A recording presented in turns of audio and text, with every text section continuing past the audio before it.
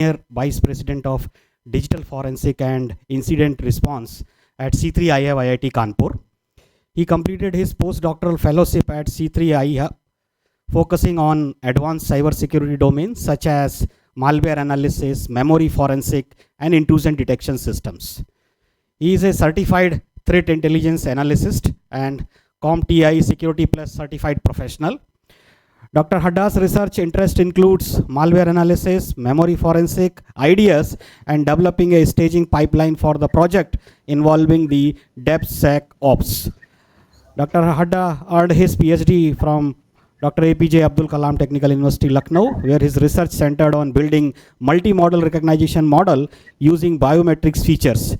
Since joining the C3 Hub, he has led multiple projects in collaboration with public, private sector entities, focusing on setting up analysis pipeline for various cybersecurity engines. In addition to his research, Dr. Hadda serves as an instructor for cybersecurity courses offered by the C3 Hub IIT Kanpur in partnership with NSE, Talent Sprint, Simple Learn, and IIT Guwahati Jaro Foundation.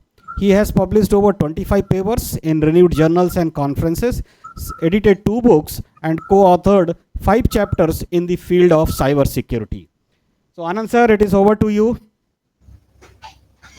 Thank you, sir. So, a very good morning to one and all, and thanks for the invitation. And it is a bliss to be here as a part of this FTP. So, my topic is adversarial attacks on machine learning based malware detection systems, and I hope I'm audible and loud and clear to the audience. So, we'll give you a background about what exactly that I will talk about, and there is a specific outline that I will follow during the course of today's talk.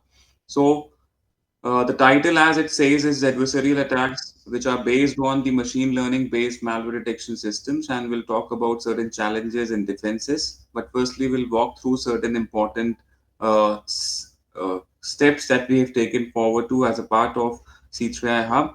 So, a lot of research is actually going on in the same domain. So the context is basically the growing adoption of machine learning in malware detection, be it be any malware detection technique that we use, static, dynamic, hybrid. So obviously we'll discuss about that, and there are certain problem statements that we have figured as a part of research also at C3A Hub, where machine learning models that we have seen are vulnerable to adversarial inputs that are crafted to evade detection. Okay, so the goal is basically to understand the attack surfaces, the methods, the consequences, and the mitigation strategies that we have. So over the talk, we'll talk about the entire thing. Okay, so let me start with the specific thing.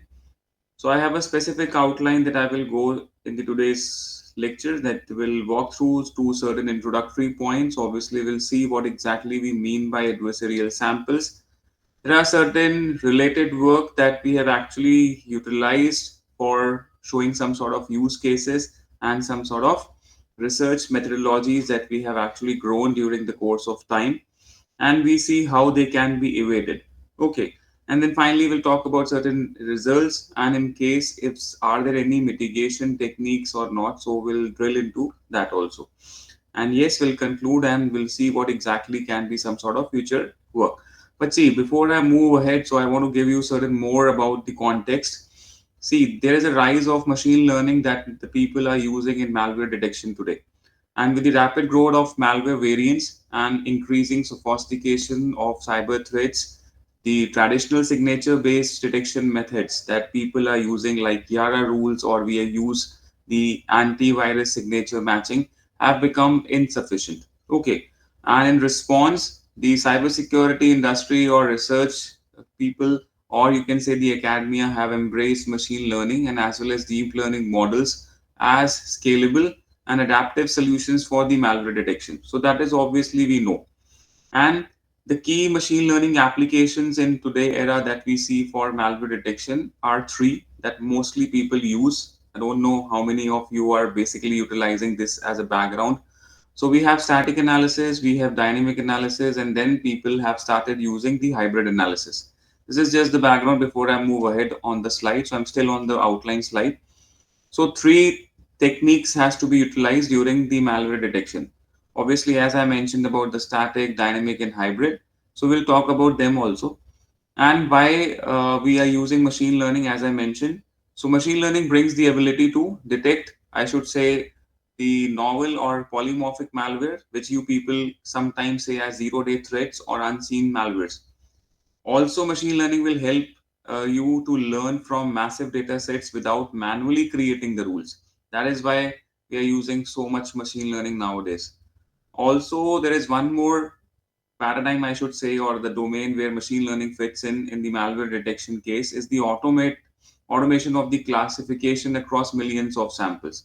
So we have popular models which are available. If you go for traditional machine learning, so we have random forest, we have support vector machines, we have logistic regression. But nevertheless, as we move towards the deep learning scope, we have convolution neural networks for binary files. We have recurrent neural networks for sequence data like API traces, and the list goes on. Suppose if somebody is working on crawl graphs, so you will be having the GNNs. But yes, somebody has to set aside a problem statement. Okay, where we will talk about the adversarial vulnerability. Okay, so this is the word that I've used over here in the outline also multiple times. See, despite whatever the advances that you are seeing today, machine learning models are not inherently secure. That is what I want to set the tone in the very first slide. They can be fooled, they can be misled, I should say, by specifically crafted inputs. That is what we call as adversarial examples, or sometimes people say as adversarial samples also. Okay, and this is dangerous. Why? Because see, malware authors can automatically generate evasion variants using black box or white box kind of techniques. And a single weak point in the model's decision boundary can be exploited repeatedly. So that is what somebody has to think about. And the goal of this entire talk, so this talk aims to explore the attack surfaces that we have in machine learning based malware detection systems. We have to understand how the adversarial malware is crafted, how this is going to be deployed. We need to discuss a few real world cases. This is basically from the lab studies that we have done at C3I, and we have analyzed the impact on detection performance also. Okay, because obviously somewhere around you see after results I have mentioned adversarial retraining. So we'll show some defense mechanisms, and obviously we have to have a robust machine learning design principle to mitigate such threats. So yes, it's a good area for research also, but yes, we have to firstly see what exactly we mean by it. This is just a figure, so one can observe that there is a rapid growth of malware, and this is going around since not 21, so it hasn't stopped there. It's an old picture that I've collected from some paper, but yes, you can go ahead and see that yes, the growth has been on the increase as we move ahead in the number of years. So to begin with, as I was mentioning, so we have these particular two approaches, but yes, not obviously we have focused only on these two. So first of all, somebody has to understand, we talk about static analysis. Static analysis means that you have to extract the feature from malware binaries without executing them. Okay, so over here, the first approach mentions a signature-based detection mechanism, and then there is a machine learning-based detection approach. So in signature-based, obviously we build rules, we utilize them, but that is what we were using in the traditional AV engines. But yes, those have some limitations, and what sort of limitations they can have. Suppose if a malware is a packed malware, or this is obfuscated sample, then obviously you will not be able to utilize signature based detection mechanism or an approach to an extensive thing as an extensive thing. Hence, we have to somewhere move around the machine learning based detection approach. Okay, so what is that? So we have to collect the behavior, and for behavior, we have to delve into what we call as dynamic analysis. That means you have to observe the behavior at a time. And what sort of behavior that we are talking about? So we see the API call sequences, we see the system logs, we see the registry changes that are going around, and the list is long. Now, what has happened? So people are trying to combine these two. Okay, we have an hybrid approach where we combine the static and dynamic techniques to improve the accuracy and the coverage. So this is a bit of the background that we started dwelling into what we have done. So to just give you a background, suppose if somebody has just started the signature based detection, so what exactly we mean by that? See, there is a sequence of bytes that can uniquely identify a binary. Okay, that means I mentioned earlier, they're not going to execute anything. Okay, so we just have to create rules and work around those particular rules. Okay, and by the help of those rules, somebody has to actually ascertain which specific sample or a binary is it. Okay, and there are multiple tools available online also, and there are other tools that we can use uh, at hand. Signature based detection mechanism is obviously efficient, but it is fast also. And in case if you have a signature, you will be able to efficiently say that this is a particular binary of this type. Okay. But suppose if you do not have any sort of signature available, then obviously this is the limitation that we have to overcome.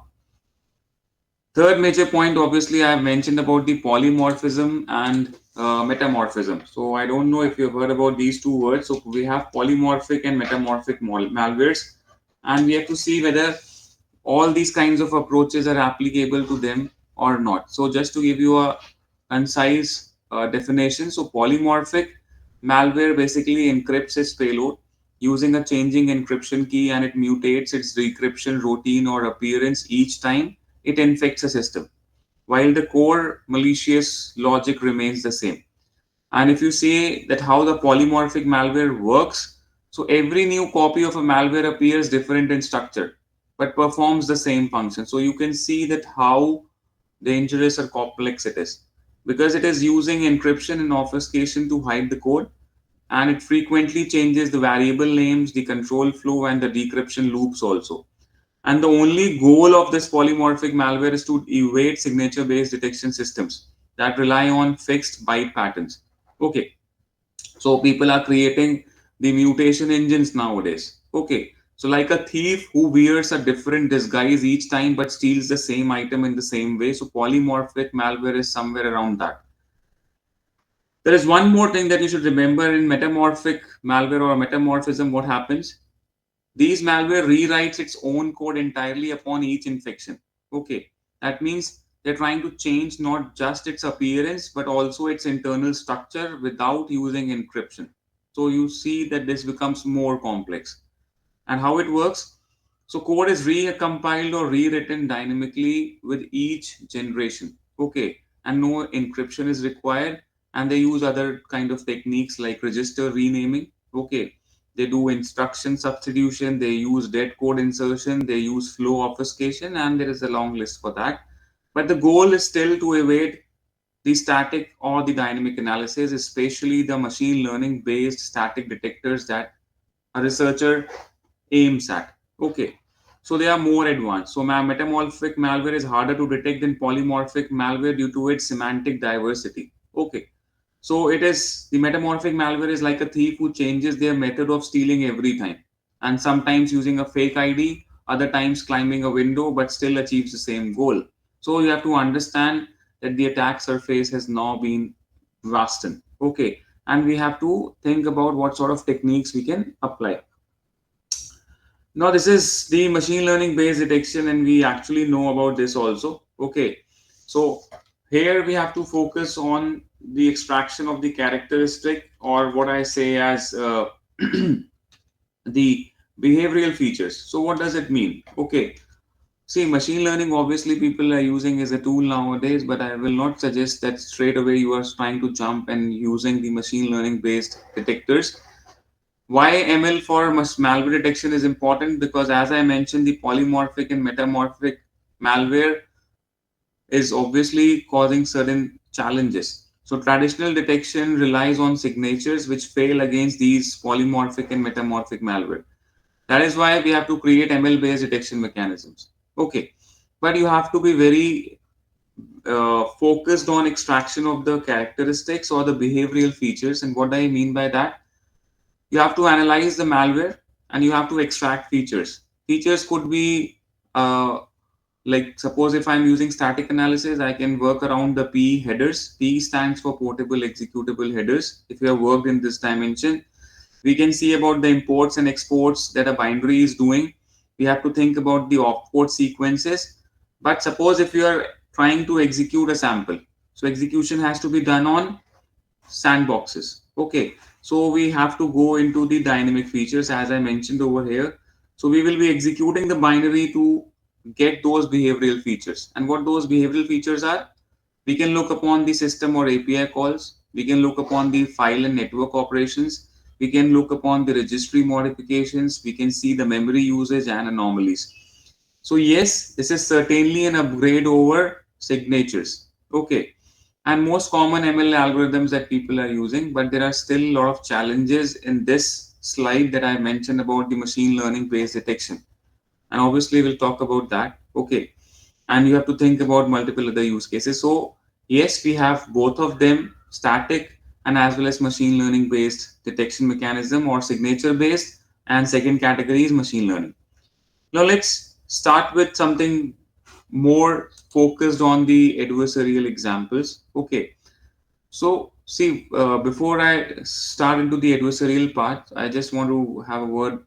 We actually started with doing some sort of work into this dimension within focus that we will be actually focusing on signature based and as well as behavioral based algorithms. But yes, still there are a lot of challenges that we have seen during the course of time. Okay, and somebody has to understand that what exactly I mean by adversarial examples, because they are existing in multiple fields. And I've placed an example from the computer vision. Okay, so you can see some figures. I will talk about that.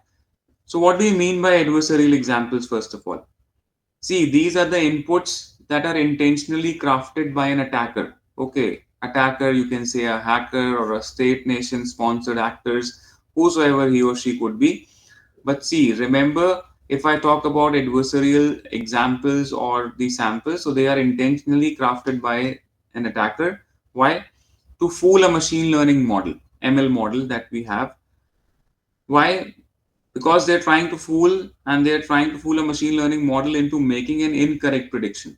Okay, while appearing normal or you can say benign to humans or traditional detection systems. So you will not be able to judge, you will not be able to actually say that this is pretty anomalous, because from a naked eye, whenever you observe, obviously you will see that yes, they has been trying to fool a machine learning model, but they will appear normal. Okay. In the context of malware detection, once you move ahead, so adversarial examples are some malicious files, or you can say the behaviors that are certainly modified so they can evade the machine learning based security systems. So this is what the use of adversarial examples are. Okay. And as of now over here, you can see that in this happened somewhere around in 2014 in computer vision, that there was a machine learning algorithm, okay, that was detecting the pictures. And the picture is basically of panda and it was able to detect 57.7 percentage confidence rate was there. But what happened? So they have actually induced some sort of a noise, which we call as perturbations in our language. And then what happened? The machine learning model got spoofed, or you can say fooled. And whatever the images that we are giving as panda, so it was trying to detect as gibbon, and that too with a higher confidence rate. So that means we have intentionally crafted some sort of things. Okay, why? To fool the machine learning model, and they're trying to make an incorrect prediction, and that too at a higher confidence rate. Okay, so the key concepts of the adversarial examples as of now you can understand. It's very similar to a legitimate input, first of all, but it produces a different prediction from the ML model. Okay, like for an example, if I give you original input, so malware classified correctly by the model. Okay, so malware is going to be detected as a malware. This is an original input. But if you say what exactly could be the adversarial input, so slightly modified version of the malware that gets classified as benign, and this is dangerous. I don't want my machine learning model to deviate from whatever the prediction it is trying to make. Okay. Now, how does this adversarial sample works? Okay. So there are a lot of studies that has happened, and we'll show you some sort of examples from the study also. So this is what I have written as of now. Some properties, malware examples in the malware detection field or malware domain, you can say. Must have property means you have to preserve the malicious functionality. We can modify the features, we can modify the binary features, but remember we do not change the malware behavior. We means the attacker community or whosoever is doing the research, they do not actually change the malicious functionality. malware will remain malware. Okay, you will keep on adding something, but obviously remember the malicious functionality has to be preserved. I don't want a Trojan to behave like a virus, or I don't want a Trojan dropper to become a Trojan downloader by doing some sort of adversarial or crafting some sort of features. Okay. Also remember one important thing, whenever we are working on adversarial examples in malware domain, this is specifically different as an approach from the image or audio domain. Okay, so I will show you why that I'm saying this, because in image or audio domain, so we work specifically on the frames or whatever the bytes of pixels that we have. But in malware domain, obviously, you should remember we are specifically working on the bytes. Okay, 1010 or whatever the bytes we have. Okay, so this is entirely a different approach, but yes, the background looks similar. Also, one important thing that we have to see, I mentioned in the last line, the adversarial example generation with only additive modifications. Why? You can add dummy imports, you can add some other sort of benign strings, you can add some section headers, but we cannot say that we are actually trying to curtail something. So whatever the sections that we have in a executable file, so they will be there. Okay, so that is somebody has to check while you're crafting this kind of a thing. See, not only hackers are doing this, we also in our lab are trying to create and craft certain sort of adversarial samples or adversarial examples. Why? Because see, we have to do a study related to machine learning models. How robust is the ML model? Okay. So for that, we have to check the efficiency or efficacy of the machine learning model. And for testing it, we have to really craft the adversarial examples. That is why this becomes more important to know what exactly the property we should have. So if you're crafting such sort of samples, if you're creating some sort of samples like that, which you call as adversarial examples, you should remember that you have to preserve the malicious functionality. Okay, I will give you more idea about this. It could be new to many of the people who are actually listening to it. But yes, this is one domain that people are working on. Now, this is some sort of related work that you will find in case if you get into all these kind of things. So remember, there are a lot of works that had already happened. Okay, and the very important work that I also have utilized somewhere in our studies at C3I also. This is from Rosenberg. Okay, which is mentioned over here. So I have given the links as well. So what exactly that they have done? Okay, so you will find in the paper. So obviously we have published the paper in the same domain, so we'll share it up. But yes, you have to actually look into the multiple works that they have done. But yes, they are specifically at some point of time different. For an example, the very first work which Cross et al. Has done, so in this first, so whatever that they have actually mentioned in the paper, so they say that first they were first one to craft an adversarial example for the malware classifiers in a block box setting, and the static features were extracted only, and they have created a substitute model which is trained for Android malware. Okay, for if I talk about only Android malware, that means they have extracted features including the permissions, hardware components, but the limitations of generating adversarial examples in malware domain are observed. Okay, and whatever the study that they have done, so we have seen that also. So the misclassification rates that they have achieved was near about 60 to 80%. Okay, for different classifiers. And similarly, there are multiple other works that you can actually go through the literature. Okay, but most importantly, you should actually go to the Rosenberg and study it. It's very close to us, but yes, we have done far more better as compared to the Rosenberg paper. Okay, so I will show the comparison at the very end. Now, this is the problem statement that I have ascertained. Okay, so whenever we do some sort of research or when we actively do something, we have to firstly define a problem state. Okay, so see, there are certain things that we actually said that this is known to us. So it is given. So what does this mean? See, given a machine learning classifier and we name the classifier as F, that is trying to use dynamic API calls as features. Okay, so what we have mentioned over here. So we are actually trying to build a machine learning classifier that is trying to use the dynamic API call sequence as a feature. Okay. So you can choose different other features. I'm not restricting you by this side, but yes, whatever that I have utilized is the API call as a sequence. Okay. And there is a set of malware, capital M, as mentioned over here, that is correctly getting classified by F. Okay, so this is what we know. So whenever you create a machine learning model, you also probably might be doing, so there is a learning classifier F that might be using different other features. So as of now, the features that we are using is API call sequences. And if we give a set of malware to it, and our main objective is to getting it correctly classified. Okay, but now we have laid down some objectives over here. So our objective is, the first objective is to find a systematic method to modify each malware that is basically belonging to this set. Okay. And after the modification, we will get a new sample, that is a modified malware sample, and we name it as M dash. This is our adversarial sample because obviously we are trying to modify it.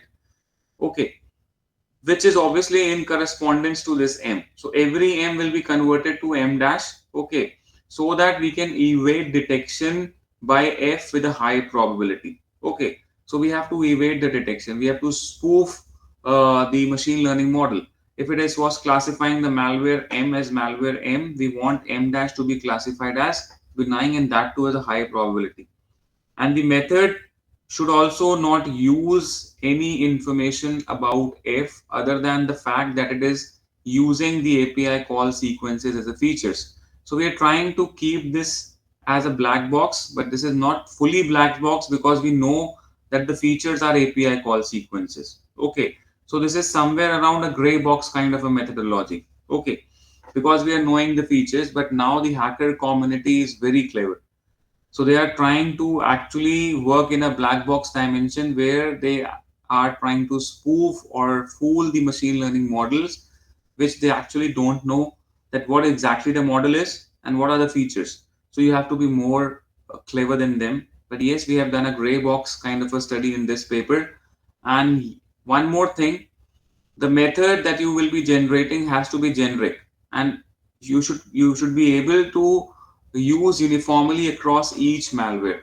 Okay, what does we mean by that? See, we need not to say that for any specific malware M that belongs to capital M, we have to change the entire course of work. Okay, so whatever that we are using for a malware M that is lying in this set, we have to have a generic kind of a mechanism. Okay, so this is the objective that we have laid. I hope at least I made some point of the picture clear, because see, I know that we probably might not be working into this domain, but yes, it has to be somewhere related to the malware detection. Okay, now this is how we have started from the machine learning concept. So I will give you the background of this, but remember, we will try to create a systematic and automatic method to evade detection by API calls sequence, which are based on malware classifiers. And remember that you have to preserve the malicious functionality in doing that. Okay. Unlike whatever the previous works that we have seen in the related work part, which requires generating malware specific configuration files, whatever the work that we have implemented is very generic, and we have removed the overhead of the per malware configuration files also. So you can get this kind of a study also in our paper. One more thing that I want to address, we have shown that the adversarial malware generated by our method can be used to retrain the classifiers to make them robust against such evasion attacks. Okay. And we show that the evasion at two different levels. One is obviously at the feature level, in which during the execution of the malware, we keep on generating adversarial sequences. Okay. So these are the certain things that we have done. Okay. Now, what do you mean by preparation of target model? So this is where the machine learning works get started up. Okay. And we have to generate the adversarial examples for a malware classifier, and the feature that we are using are API call sequences made by an executable during the execution. Okay. And we call it as a target model. So we assume that the target model is a black box. That means we do not use any information about the target model in designing our attack, except for the fact that it uses API calls as its feature. So it rolls down from black box to gray box because I say I know the feature. But we do not exploit any property of the model directly. Rather, we analyze benign and malware executables and try to mimic the benign like behavior in malware executable by using elementary techniques. That is mentioned in our paper in very detail. So, while whatever the works that we have seen, they propose complex methods. So, we will justify our reasoning behind using these elementary techniques. Like, for an example, the very first thing that I want to say, we have tested our methodology by generating adversarial sequence for already extracted sequences. And we have shown that it can produce results comparable to whatever the previous works are. Okay. But for the preparation of the entire thing, as of now, you can see we have collected near about 20,000 malware samples. Okay. So now from where did we get? Obviously, malware executables are collected from our collaboration earlier that we had with CDAC Mohali, where we were using their honeypots to extract the data. We have some malware repositories, including malware share, virus share, that are available. So malwares are also submitted to Virus Total, and Virus Total is an ensemble of more than I think so 70 antivirus engines, and only files which get a malware tag from at least one engine are filtered for the training set. Okay, so finally we were left with 20,000 binaries that I mentioned over here, out of which 10,000 malwares are there and 10,000 benign wares were there. Okay, now if you have the data set, major thing is to extract the features. Okay, so to extract the API calls that I mentioned on the third line, executables in the data set are executed in sandboxes. And what sandbox that we have used is Cuckoo. And we have executed every sample for 30 seconds. Okay. The configuration for creating a sandbox are, I don't remember, we have used a normal machine like i7 processor with 4 GB of my primary memory that we have given, and a lot of things as we mentioned. So sandbox will generate some sort of report. So we have Cuckoo reports out of this. So Cuckoo generates reports comprising of analyzing the results in JSON format. Okay. So we have utilized it. Why? Because we use the scripts to extract the API call from the Cuckoo reports that were in JSON. So to truly capture the malicious activity, the firewall and updates in our host machine were disabled, which would make the system vulnerable to as many exploits as possible because we need the entire behavior. And finally, we have built these eight models. So we have trained eight different models, namely random forest, decision tree, XGBoost, a neural network, convolution neural network, standard RNN, the recurrent neural network, and its two variants, the gated RU, the recurrent unit network, and the long short-term memory network, the LSTM. So that is what we have utilized. So we have implemented the non-linear models and as well as some of the linear models, as you can see. Okay.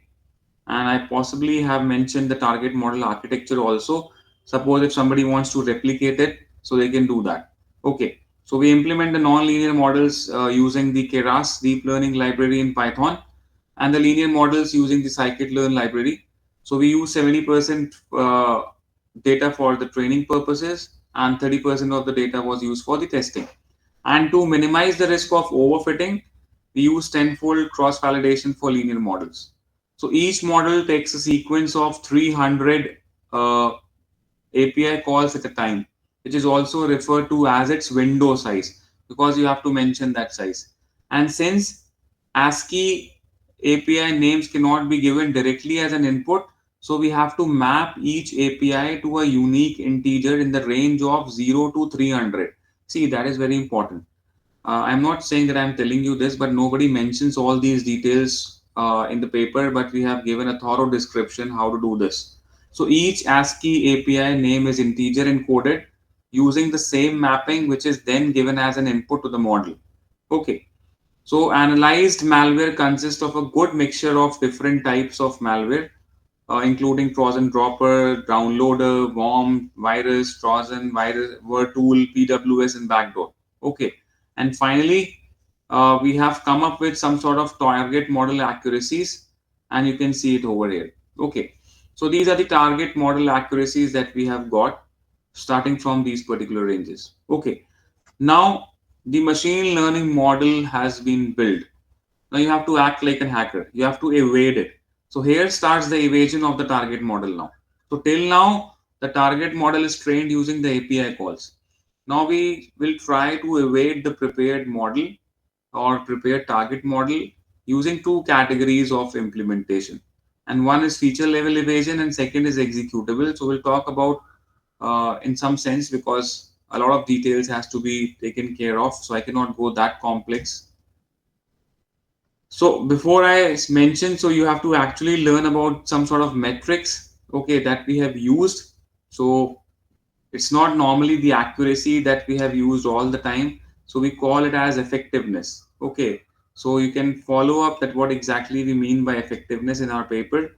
So this is basically what I say as the percentage of malware samples that we have in the test set which were detected by the target classifier, okay, and for which the adversarial samples or sequences were generated by the given algorithm were misclassified by the same classifier. So that's what the metrics that we have aligned for.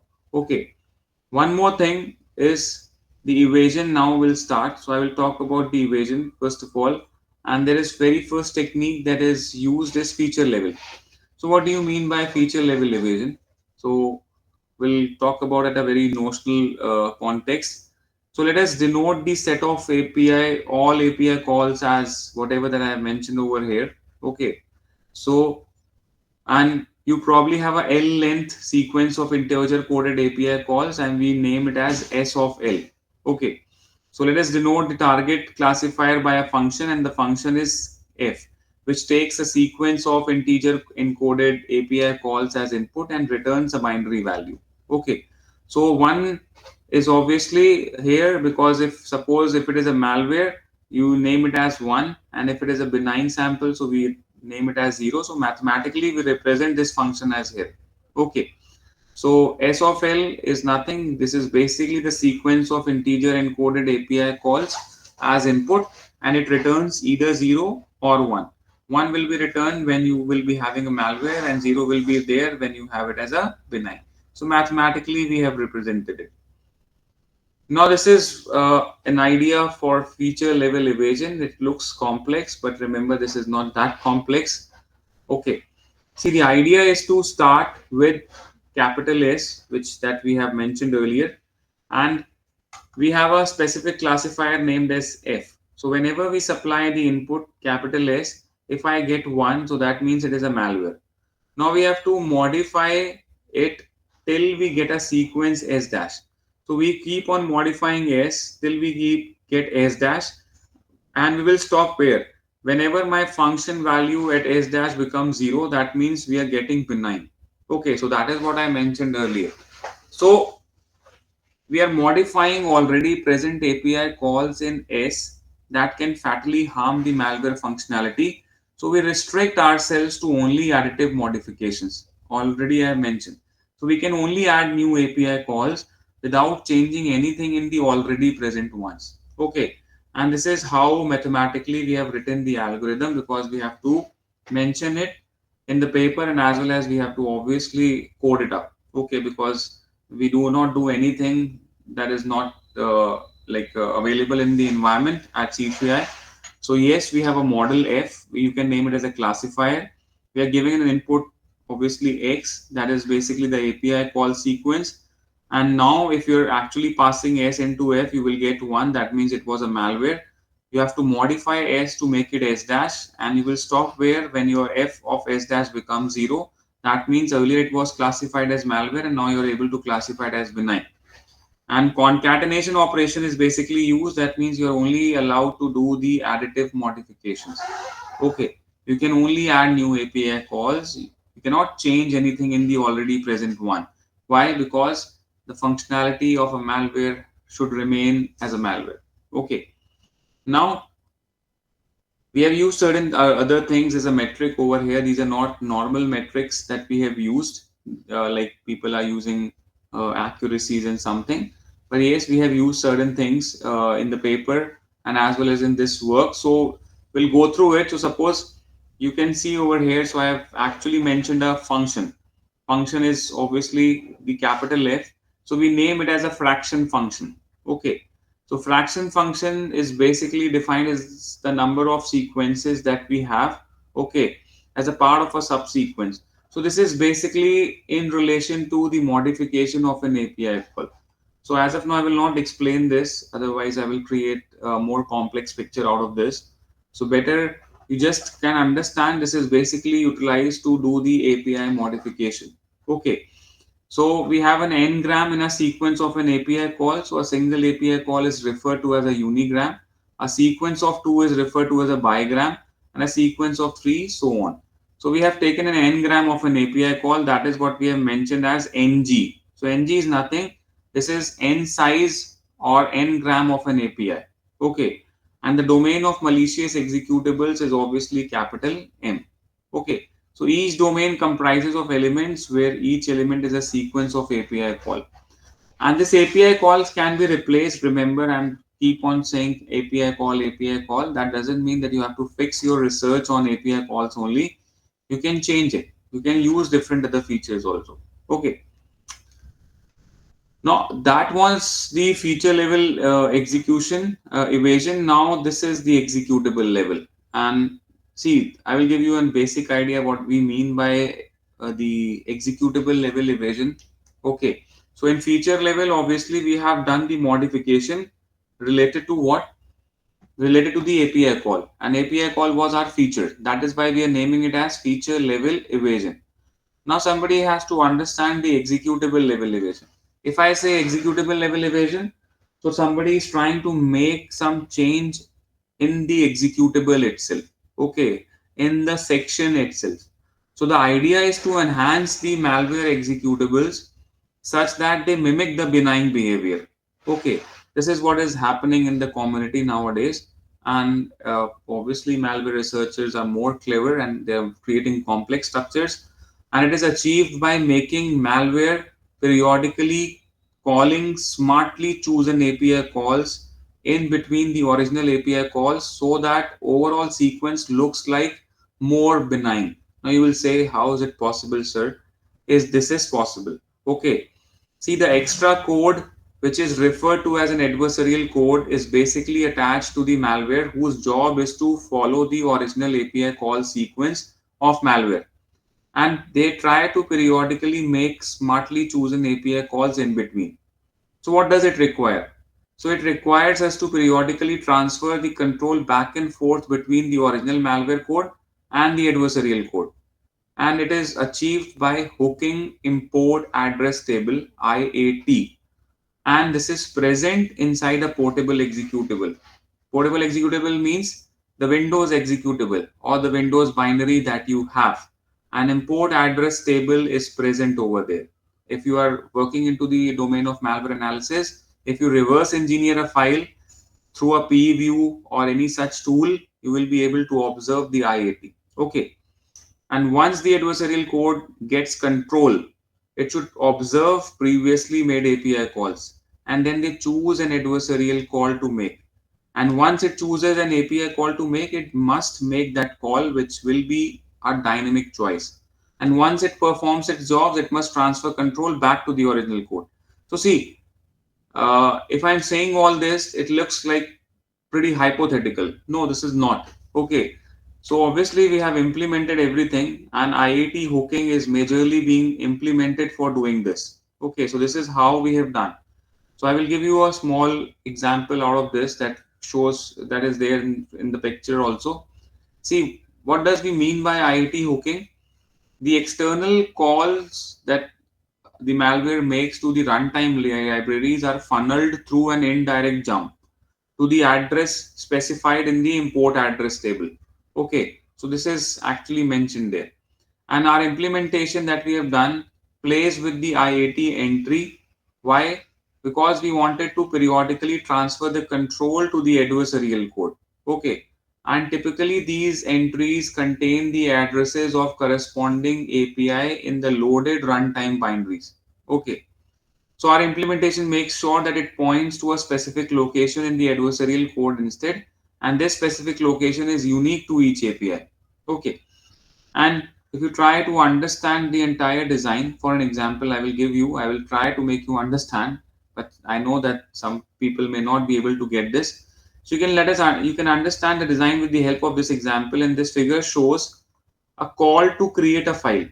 Okay, so there is a call to create a file. Okay, so we have this method over here, and the call transfers the control to a jump instruction in the IAT. Okay, so whatever that we have in the import address table. However, our implementation modifies its corresponding IAT entry. Okay, such that at runtime, instead of jumping to kernel 32.dll create file, it jumps to some location in the adversarial code. And this process of diverting the flow is typically referred to as IAT hooking. And whatever that we have implemented, so our IAT hooking implementation serves two purposes. First, it helps in keeping track of which API calls are made, and secondly, it can periodically transfer the control to the adversarial code. Okay, and we have extended our approach, whatever that we have, to automatically hook the malware executables in mass. We have done for masses, whatever the data set that we have. Okay, and whenever the control returns back to the original code, it expects that the create file to be executed from the kernel 32.dll, and it returns the value, whatever that is needed. So this is something what we say as IAT hooking. Okay, but major thing is somebody has to look into for the preservation of the malware functionality. Okay, so we have given all these things that how we have done, so I will not work around this. Okay, this is the workflow that you will find, but it's pretty complex as a structure, so I'm skipping it. But remember, this is important. You have to preserve the malicious or the malware functionality. Whenever you do a IT hooking, you will obviously try to redirect the control in the adversarial code to identical looking function APIs.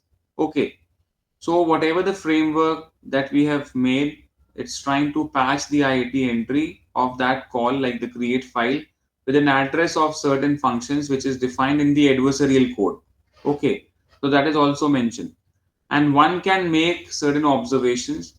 Okay, first observation is redirection of the control flow due to any IAT hooking happens to function having identical arguments and return values. Okay, suppose if you are having a create file A in kernel 32.dll, so you have to actually sorry link to that.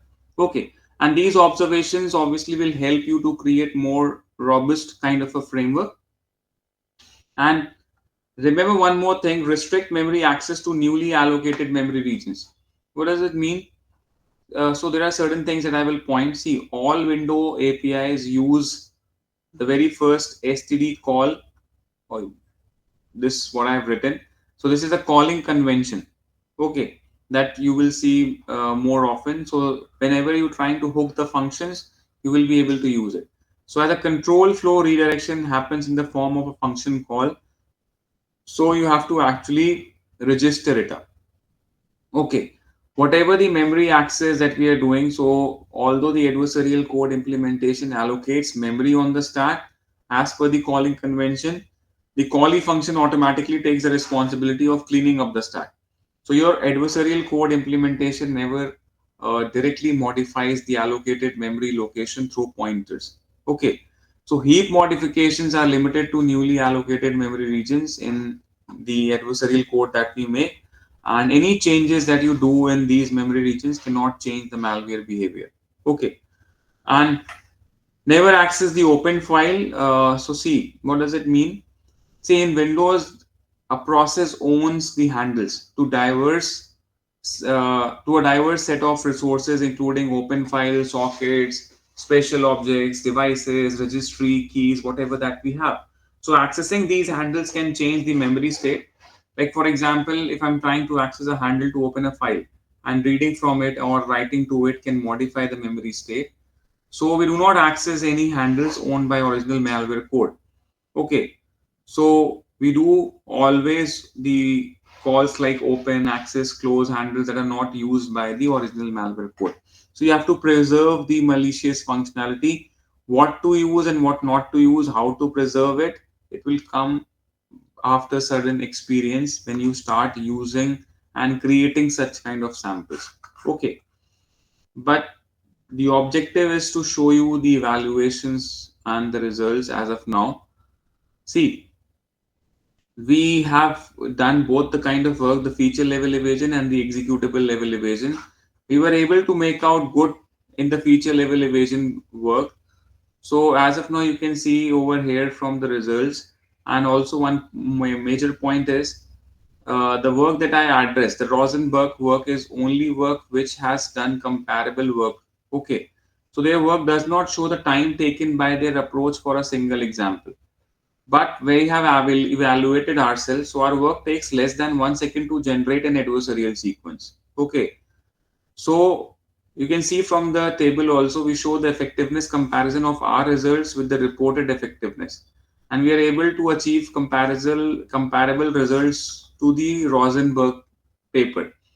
While we can say we have simplified the method also, and at each iteration, the choice of API call in their work requires taking derivative of the loss function and back propagating gradients. So compared to that, our fraction function that I've shown you greatly reduces the complexity of the code. So we have mathematically evaluated each and everything. Okay.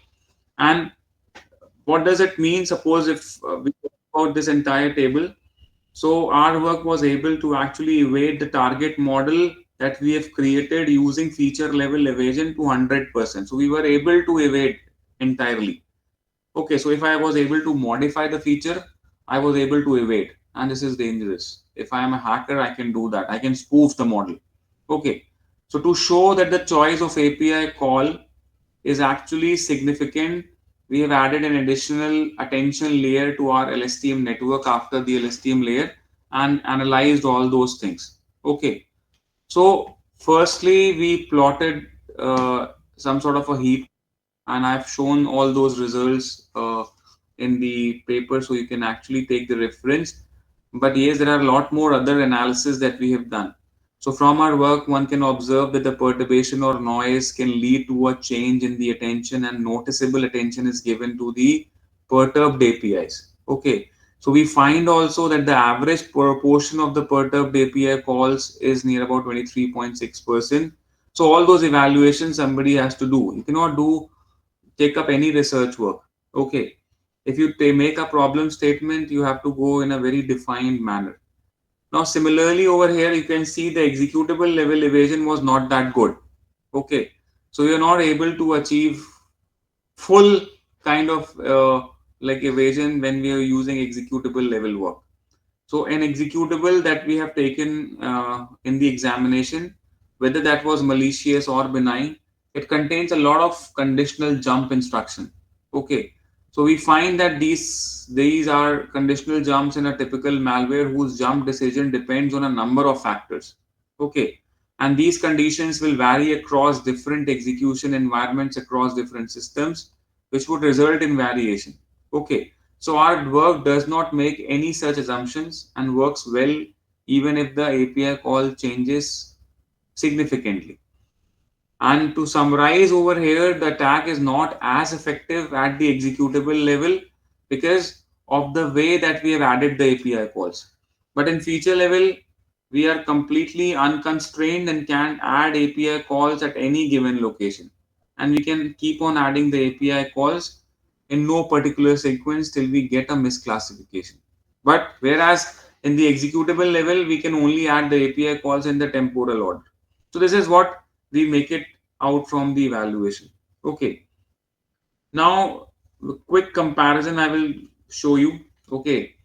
And obviously we have compared with the paper or whatever the work has done in the recent past.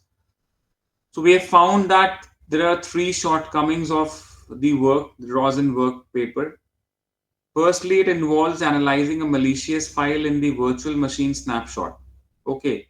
That means extracting API call sequence, generating adversarial sequence corresponding to the original sequence, and giving it as a configuration file to the modified malware.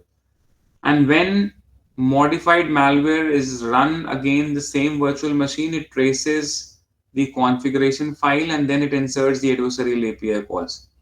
So it might work if the modified malware is executed in the same machine. Okay. So if the modified malware is executed in a different machine, it will result in different API calls. Okay.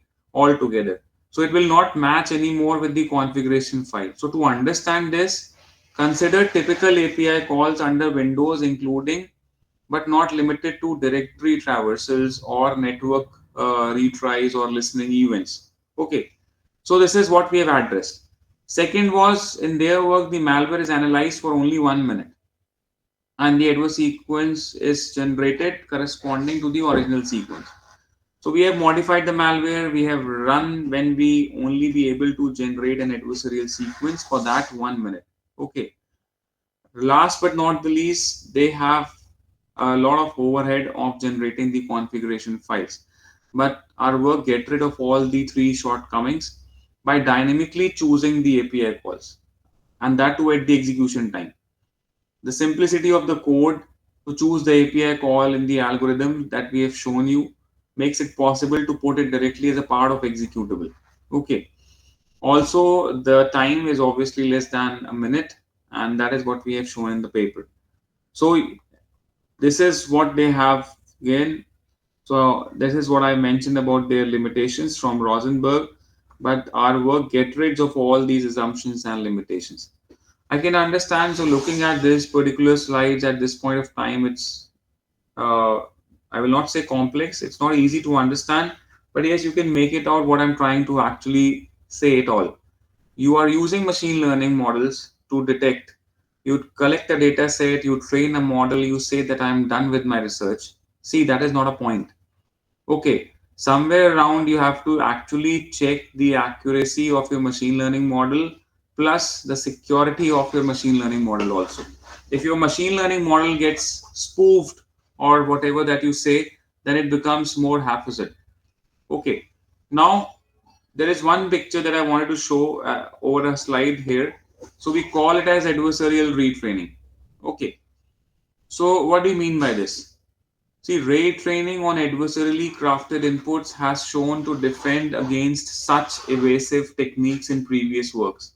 Okay, so adversarially crafted inputs are generated against, I should say, the target classifier, and the target classifier is then retrained, I should say, using these inputs. Why we have done this? Because we have to evaluate the models. And to evaluate our models against the adversarial retraining, we have added 3000 different adversarial sequence to our original training set. So we retrain our target models using the updated training set. And then obviously we have to evaluate it. So we evaluate the adversarially trained models against another set of test set of, I should say, 5000 adversarially crafted sequence made by modifying the malware. Okay, and we will show the I haven't have the retraining results, but retraining on adversarial sample works turn out to be effective in our case. And whatever the attack that we have generated, so our attack is based on frequency analysis, which can be done in many other ways. Okay, so adversarial retraining might not work if frequency analysis is done differently for training and testing. That is what you have to actually count on. So adversarial retraining becomes important. Why? I will give you a pretty basic example. See, retraining is nothing but you already have a model. Okay, suppose you can actually think in this sense. You are having a machine learning model. If I say what does adversarial retraining means, see it's a defensive technique. Okay, in machine learning design. Why? You have to improve the model robustness by training the model on a mix of original and adversarial examples.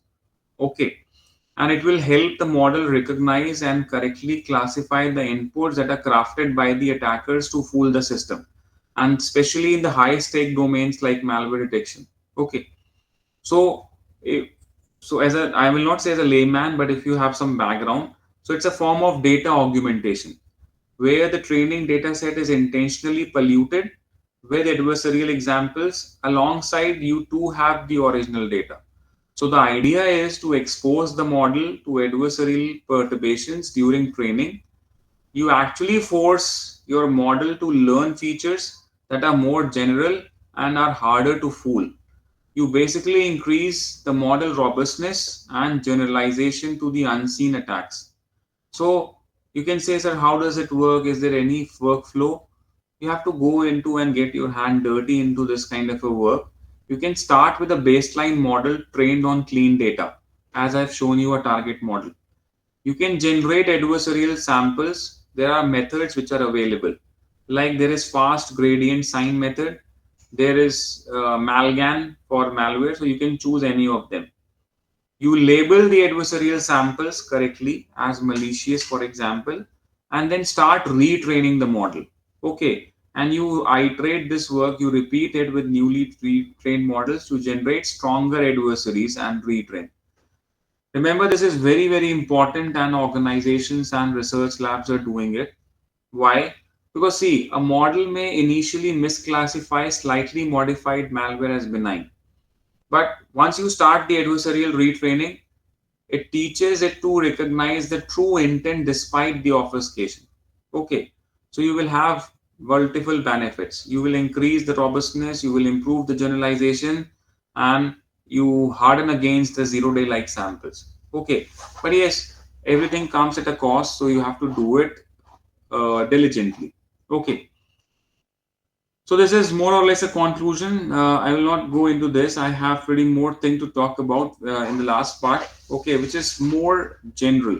Okay, don't worry. So let me share that part also over here in a minute. Just a second.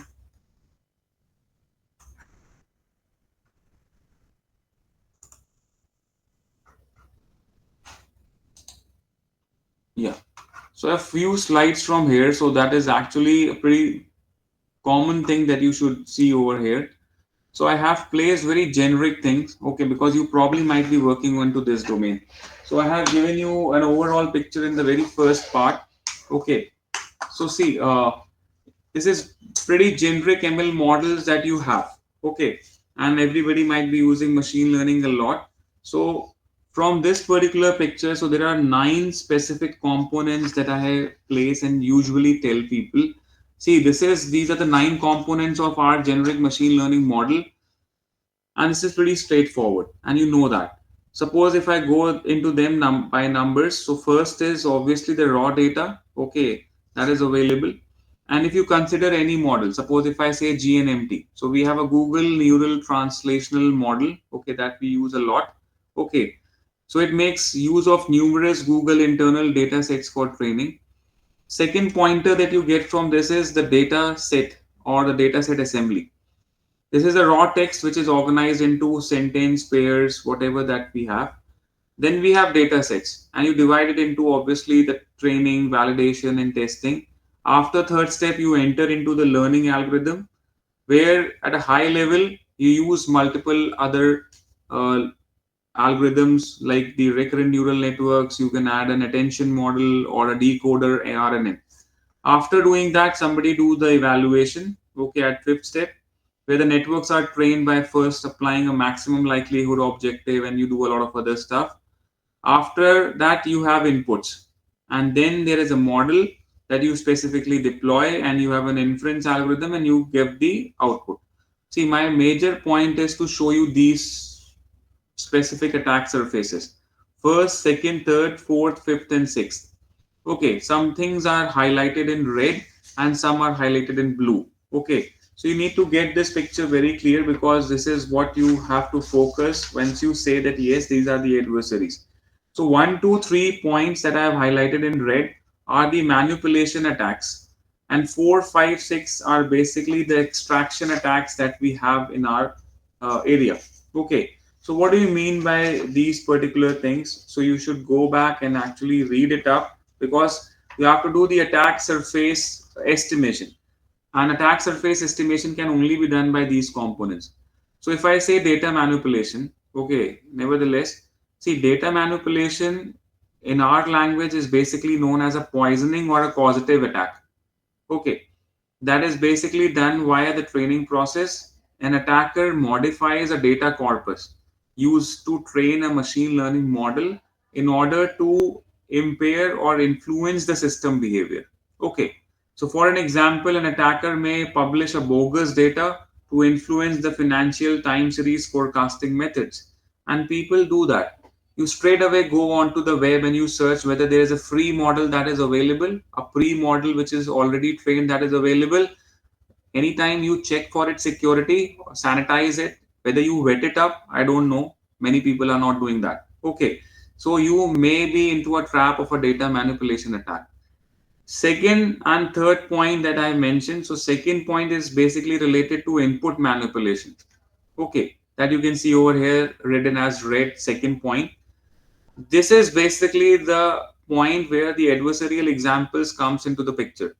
Okay, and we name it as a manipulation attack on machine learning model at inference time, or you can say at a test time. In this case, what happens? Any attacker concocts an input to an operating machine learning model, which reliably, I should say, produces a different output than intended. Okay, and examples include a stop sign being classified as a speed limit sign, or a spam email being classified as a not spam. Okay, so note that in online setting, runtime inputs and training data may not be distinct. However, we can say that the input manipulation compromises the behavior towards a malicious input. You have to actually be very vigilant about these kind of things that are happening. Whether you are checking your data sets, whether you're actually looking into whatever that you are borrowing from, whatever that is available, I think so, no. You just straight away download the data set, you create the feature engineering or feature vectors, you straight away give the input. Whether you have ever talked about input manipulation, not many people. Third is the model manipulation. What does it mean? And in our language, we call this as backdooring, okay, or a supply chain attack that occurs when an attacker publishes a model with certain latent behavior to be unwittingly adopted by a third party and later which is exploited by an attacker. And it is common in deep learning community to release models under a permissive open source license given the prevalence of code reuse and transfer learning. And we believe this potential attack and defenses against it deserves greater scrutiny nowadays. Okay, a lot many things are happening. So these are all manipulation attacks, first, second, and third. Fourth, fifth, sixth are extraction. So extraction means you can extract the data, okay, which is commonly a part of inference attack. And what happens in this? See, attacker extract the details of the data corpus. An ML model was trained on by querying the model. This becomes also more dangerous. If I don't know about the model, then that is okay. But if I'm able to query your model and based on the whatever output, I will be able to make the feature vectors that your model is using, I can actually turn around everything. Okay. So these are the things that you should understand, and then only you will be actually moving ahead and making your machine learning model more robust. Okay. And more safe and secure. So this is all about the security, not about the data. If you're using machine learning, this is all about the security that you should actually talk about. And towards the end, I will actually tell you one more important thing. You might be hearing about the MITRE ATT and CK Defend framework. You have the other frameworks from multiple other organizations, but you can actually use certain very important things that MITRE has given. I don't know if you have heard about Atlas. Okay, so we have a framework from MITRE, and you should actually observe it up. Let me show you in case if I have it on my picture or slide anywhere. But yes, see, MITRE Atlas is there is a framework. Let me show you. I don't know, and if case I'm not able to find on this. See, this is basically what we actually use MITRE Atlas. So this is basically to navigate threats to AI systems through a real world insights. Okay. So this is as observable as whatever that we have.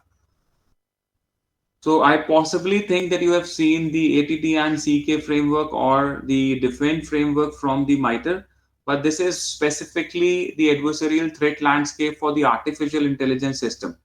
And this is altogether a knowledge base developed by MITRE to catalog and understand the threats and adversarial techniques targeting the machine learning and artificial intelligence systems. So it is inspired from the ATT and CK framework, but focused specifically on AI ML security. And the purpose is to capture the real world adversary behaviors, the vulnerabilities, and the attack techniques targeting the AI ML pipelines. And you can thoroughly cover both the traditional attacks that I was talking about, the data poisoning or model inversions, and you can actually think about the novel adversarial machine learning attacks like evasion, trojaning, adversarial example. Researchers, red teaming people, data scientists are utilizing it all together. And they've organized it into phases similar to a kill chain. As you can see, we have a reconnaissance over here.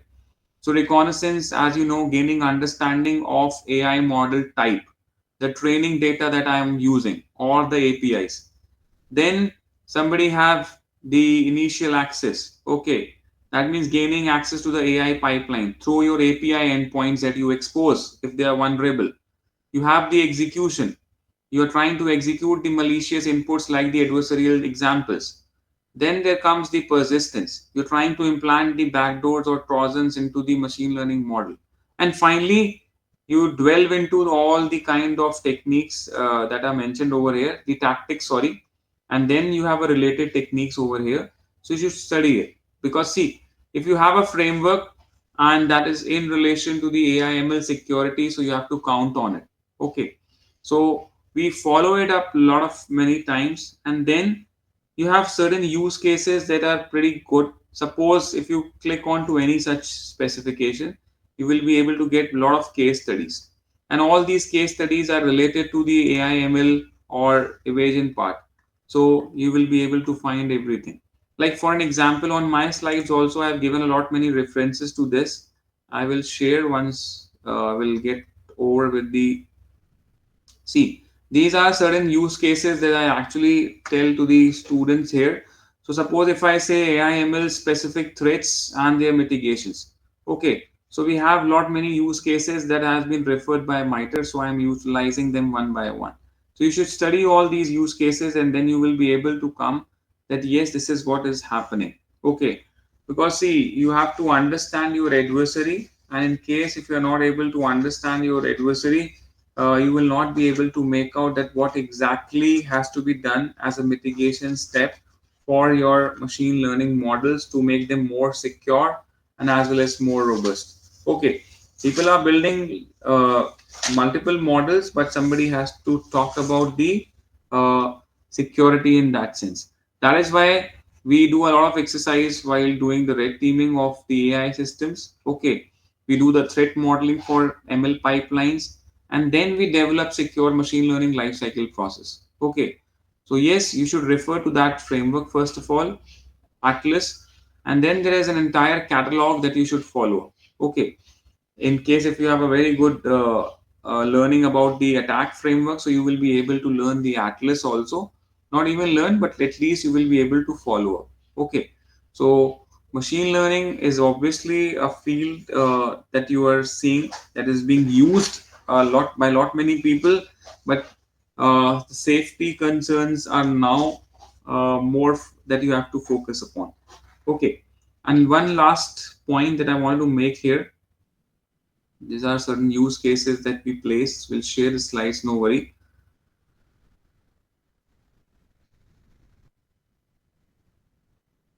Okay, so this is what you can actually see nowadays. So we have underground groups which use stolen identities and deepfakes. Okay, see, deepfakes and all these things are pretty common nowadays. And yes, people are using machine learning and what sort of connections that we have. So I will give you a like a basic idea about this because this is towards the end. See, deepfakes, adversarial machine learning are closely connected. That is why I've kept this slide over here in the context of AI-driven threats. Because if you talk about the malware detection, and then adversary comes into the play. So yes, somebody has to think about the deepfakes and as well as the adversarial machine learning, and they are closely connected in the context of AI-driven threats that I was mentioning. Both are very powerful tools for deception and manipulation, and I've talked about adversarial a lot.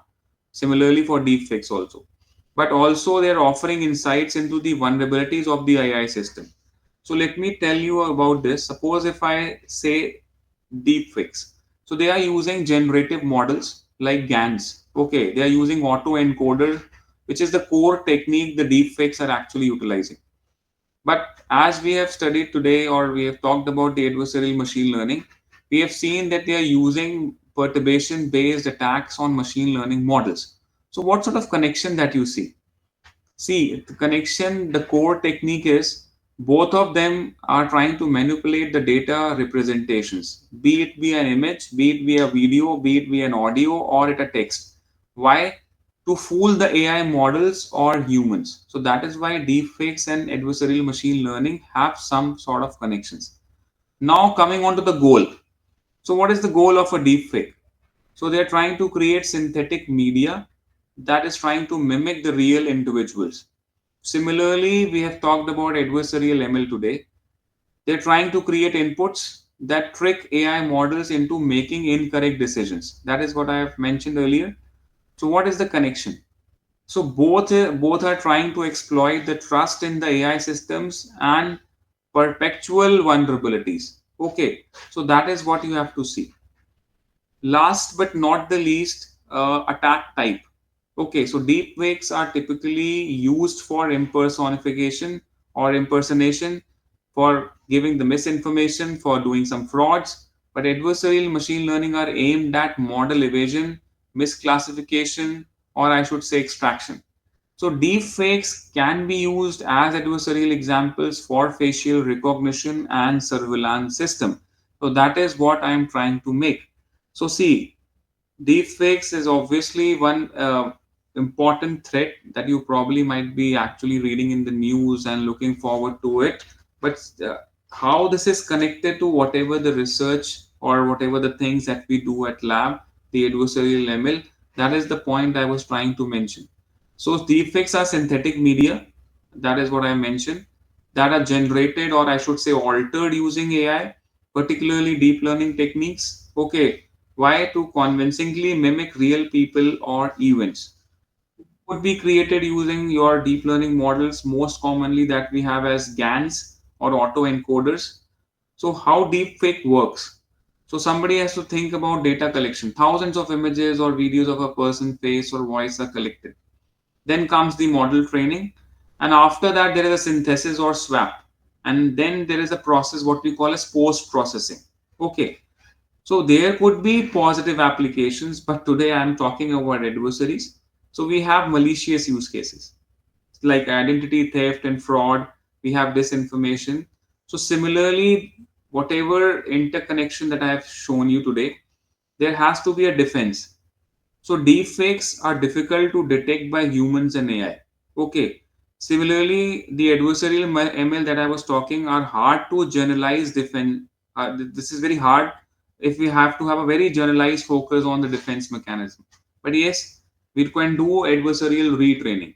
Okay, but we have to have that kind of a data. Otherwise, you have to craft a sample for that.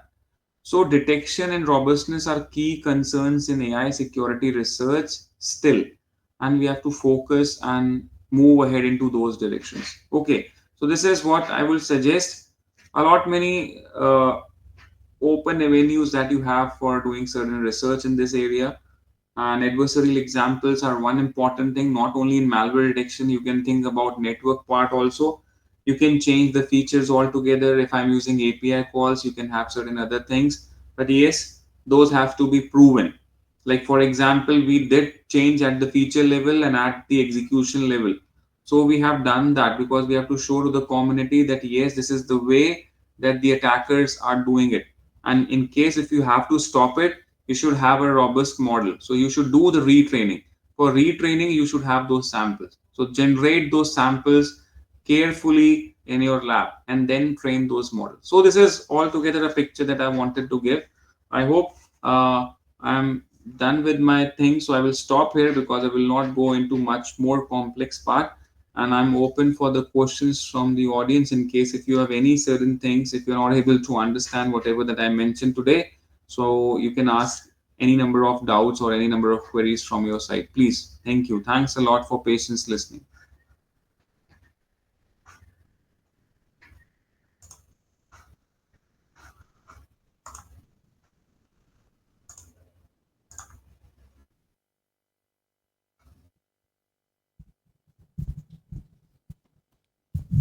Tibers has announced that it has used Mitre Atlas for its protection from Russian attack. Is it true, sir? So could you repeat, sir, once again? Tibers company has Yeah. announced that it has used Mitre Atlas, that is, Ukraine has used Mitre Atlas for cyber attack from Russia on its territory. Is it true? So there were a lot of news that we have also read from multiple blogs. So, sir, when it comes to the APT, the Advanced Persistent Threat Groups targeting Ukraine or whatever the geopolitical tensions that are there, and particularly in the context of AI/ML misuse. So MITRE Atlas does not currently list any specific API because it's an open organization. When you go to the website, so APT specific techniques that are used in Ukraine or something, but yes, we can logically correlate. Like for example, Ukraine and the APT landscape, if you talk about, so Ukraine has been under continuous cyber assault by Russian state-sponsored groups, especially post 2014 and more aggressively after 2022. So there is an APT group that I remember, which is named as APT 28, which is named as Fancy Beer. So this is Russia GRU. Okay. And these APT traditionally use cyber espionage, destructive malware like NotPetya and information warfare. But adversarial ML and deepfake technologies are increasingly being adopted for their disinformation, spoofing, and psychological operations. So yes, there was some news, but that has not been actually commented or commented something specifically or which is available at the MITRE website. Okay. I am very happy you have done the most advanced thing for us to teach. Thank you, sir.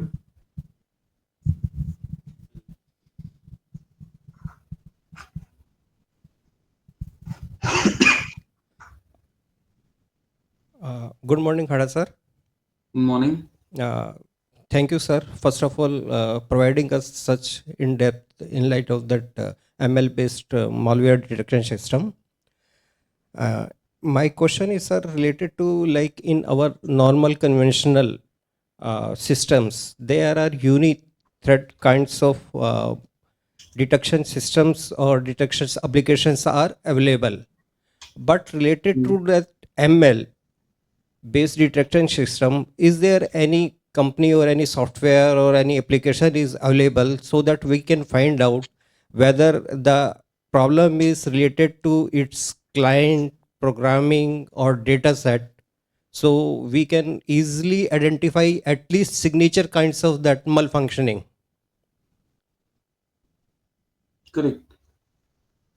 Yeah, so a very genuine question. Yes, see, there are several companies and platforms that are actively integrating ML into the threat detection, first of all. And these ML part solutions can obviously detect the anomalies, unknown malware, insider threats, APT behavior.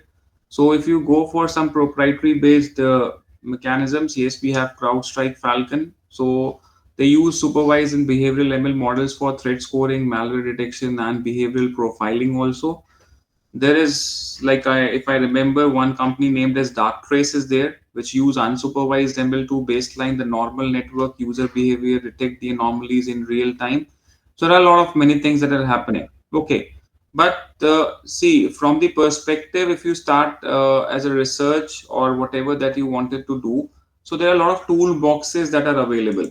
So I will share the slides, and in those particular slides that you will see that I have one specific toolbox that you can start implementing. So we call it as Adversarial Robustness Toolbox, ART.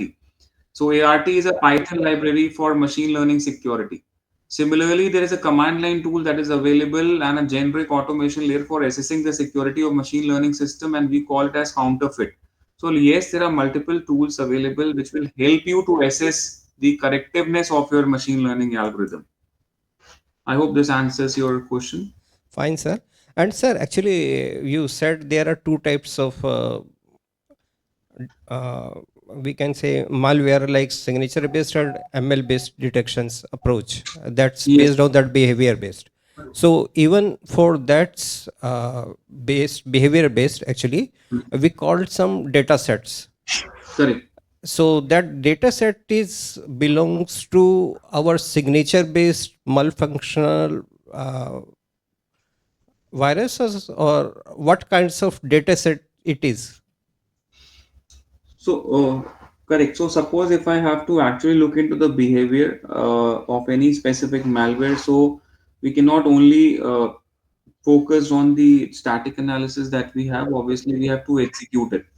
The execution will be done in the sandbox, and for sandbox, we need those particular data sets. So, data sets are basically the binaries, which are real Windows executable binary, a 32-bit or 64-bit, and we have multiple open repositories like virus share, malshare, quantiago. So we download specifically from those particular data sets, and nowadays people are using malware bazaar, which is from the IP abuse DB. So all these binaries are available, and yes, so there are lot many replications that you will find. Okay, so somebody has to do the cleaning of the data set, so we download it and we run it into the sandbox to actually check whether we have correct labels or not before start applying the machine learning models. So this approach has to be done earlier before you do it. Fine, sir. Thank you. Thank you.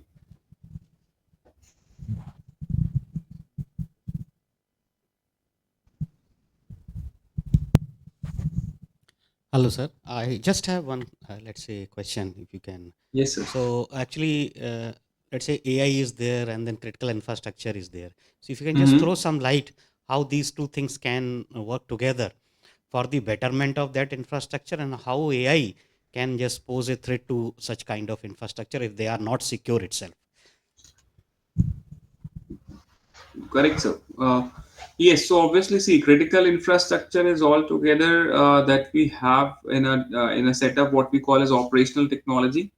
So AI is increasingly being integrated nowadays in the OT and industrial control systems that power critical infrastructure sectors such as energy, water, or manufacturing, transportation systems has. So OT and OT or IC systems that we have, basically we call it as a control physical process where we use SCADA, PLCs, and the DCS. So people are trying to do AI integration, but still a lot of things has to happen. Okay, because most of the time we have legacy systems over there. Legacy means we have specifically OEM based, like if I talk about Schneider Electric, we talk about ABB, Huago, Honeywell. So they actually do PLCs and DCS systems make, and they send it across. But we don't have much understanding of that because the entire protocols are different, because we use modules, Fortinet, S7com over there. So AI integration has to be done, but still a roll-up exercises are left. Like for example, if I talk about power grids, so there could be an AI application which we focus on load forecasting. We can do fault detection. We can do energy theft. So AI in smart grids could be a possibility. We can have ML models on sensor data. But yes, this is still a lot labs to be taken for this. And as of now, AI hasn't been implemented altogether in the critical infrastructure security. But yes, sometime down the line, it will be done because we are moving from industry vertical 4.0 to 5.0. So these changes will be actually evident more clearly in the coming years. Okay, sir. Any? Okay. Okay, thank you. So as there is no question, so we would like to thank you, sir, for Thank you, accepting our sir. invitation and taking out time out of your busy schedule and sharing your knowledge and expertise with us.